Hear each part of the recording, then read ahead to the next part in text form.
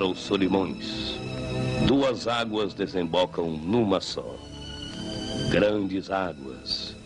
Grande rio que descobria 22 de junho de 1542 em missão do Reino Espanhol. Eu, Francisco de Orellana, enfrentei o desconhecido. Dei combate a índios de longos cabelos que lembravam mulheres guerreiras de outras lendas. Vencidos os perigos, batizei a conquista. Amazonas. Amazonas.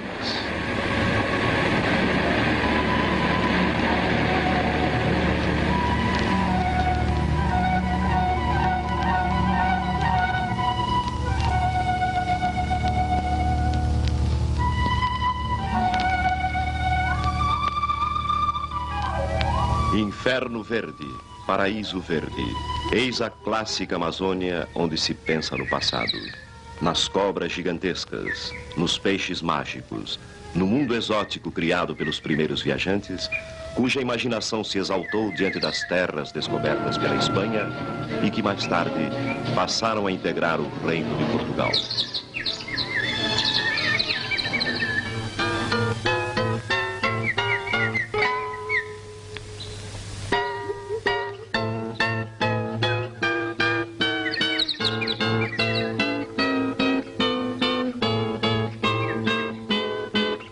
O Amazonas que conhecemos é outro.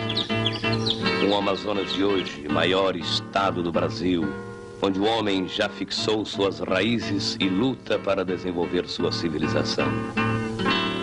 Onde o homem, transformando árvores em casas, busca uma cultura a partir das condições especiais do meio.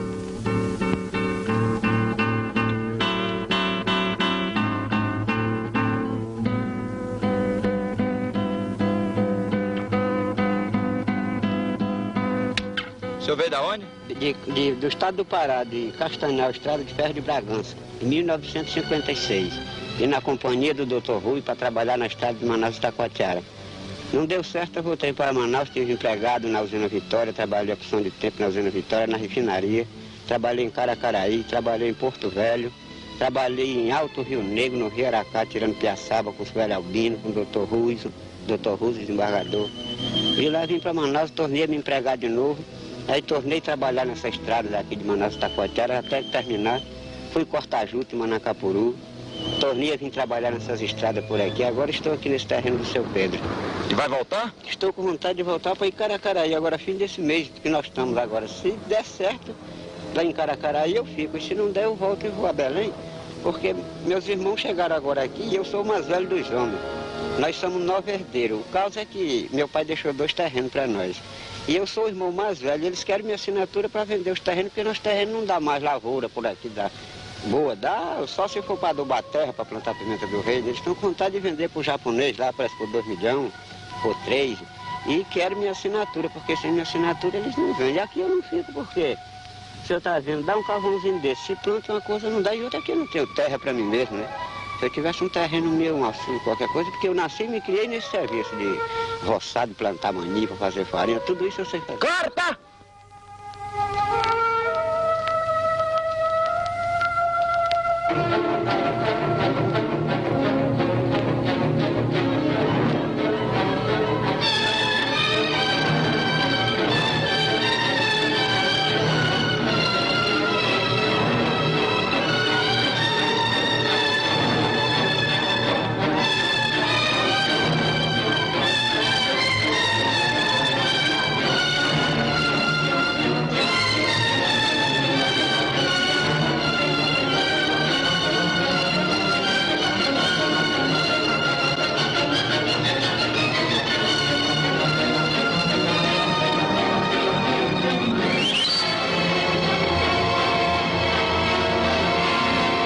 Viemos de longe, do sertão do Ceará, tangidos pela seca, buscando na selva riqueza para nossa fome.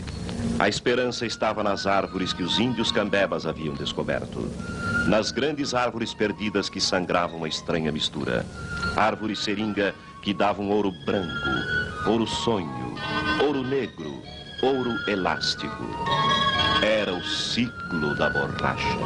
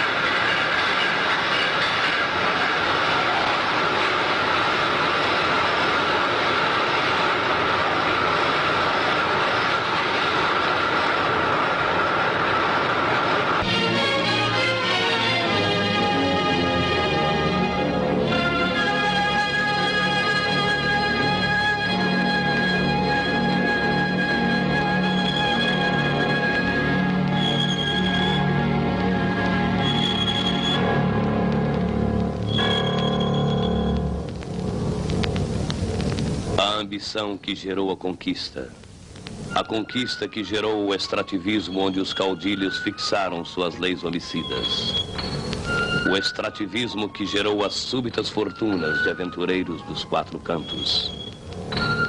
Era o Eldorado, o esplendor de uma selvagem nobreza dos trópicos, cujos cenários e costumes foram importados de Inglaterra, França e Itália.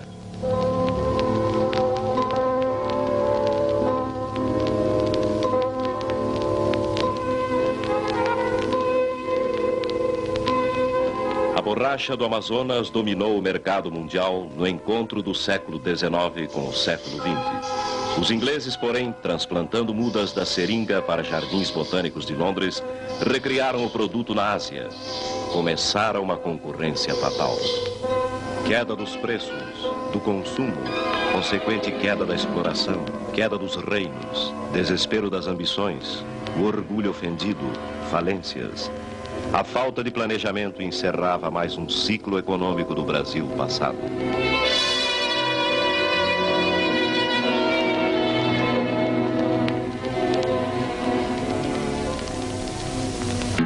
Manaus de hoje. Manaus da memória da borracha. Porto ao norte.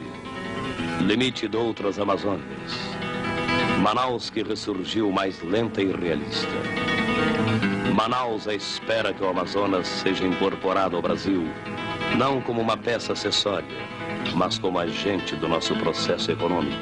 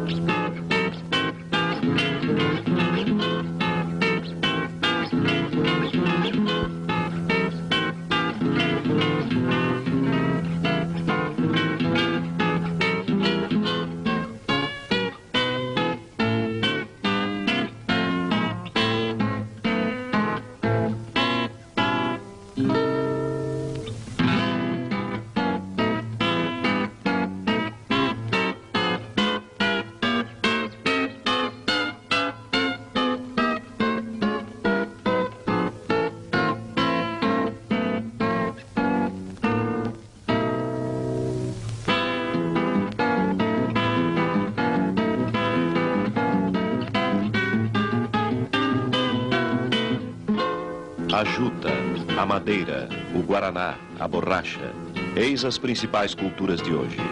A exportação, porém, é mínima diante do que realmente existe no solo amazônico. Manganês, carvão, ouro, petróleo, minerais atômicos e outros patrimônios ameaçados de exploração estrangeira.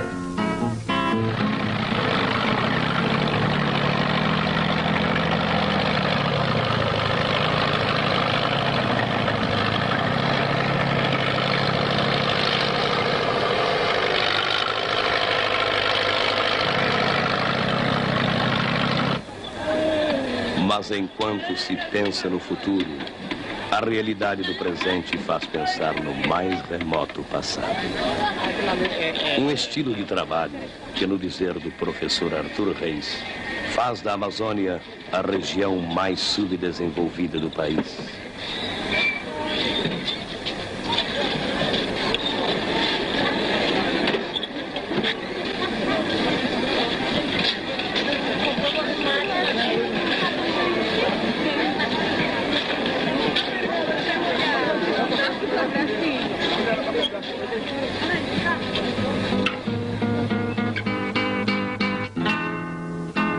Retornamos à viagem. Foi difícil vencer índios. Fazer colonos portugueses se cruzarem com estes índios vencidos. Forjar a nova raça. Lutar contra o impaludismo, a verminose. Conquistar os barrancos devastados pela força do rio instável. Parintins, Itacoatiara, Manacapuru, Cacaupireira. Estranhos nomes que abrigam gentes prisioneiras dos grandes distantes desconhecidos.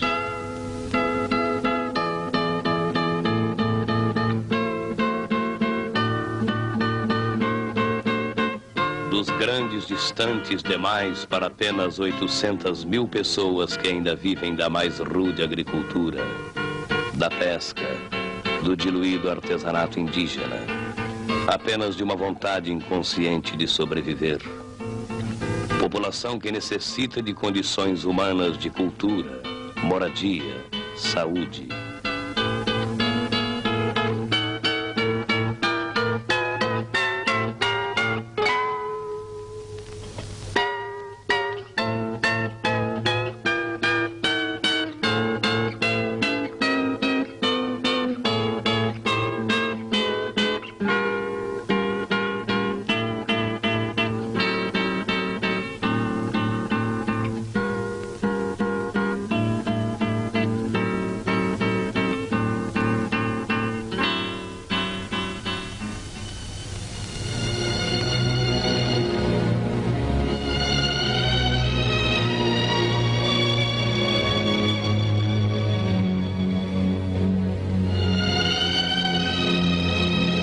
Porque apesar de ser chamada de região maldita, o Amazonas reage através de todos aqueles que ficaram perplexos diante deste desencontro de uma riqueza com o seu tempo. De todos aqueles que aprenderam a amar este Amazonas real, sem fantasmas, Amazonas esquecido, mas vivo como a força transformadora do seu rio.